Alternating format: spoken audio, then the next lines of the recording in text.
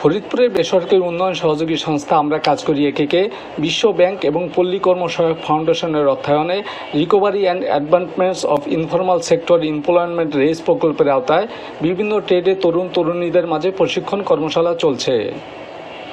প্রশিক্ষণের মাধ্যমে অনানুষ্ঠানিক খাতের ছোট উদ্যোগসমূহকে স্বল্প উৎপাদনশীল ও প্রযুক্তির ফাঁদ ও স্বল্প মজুরির চক্র হতে বের করে অধিকতর উৎপাদনশীল ও প্রযুক্তি নির্ভর উদ্যোগে রূপান্তরিত করা এবং বেকার তরুণদের কারিগরি ও পেশাগত দক্ষতা বৃদ্ধির মাধ্যমে মজুরিভিত্তিক কর্মসংস্থান সৃষ্টি এবং উদ্যোক্তা তৈরিতে সহায়তা প্রদান করা হচ্ছে।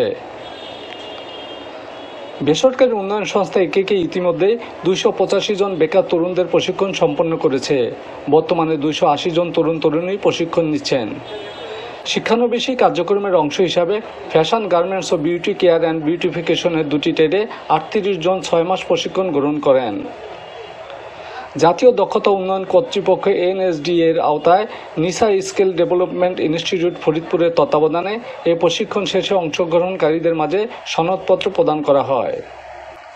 সনদ প্রদান অনুষ্ঠানে উপস্থিত ছিলেন এনএসডি এর প্রশিক্ষকবৃন্দ, নিসার প্রতিনিধি মোহাম্মদ জাহাঙ্গীর হোসেন কাজল, একে রেস প্রকল্পের সমন্বয়কারী রঞ্জিত কুমার শীল।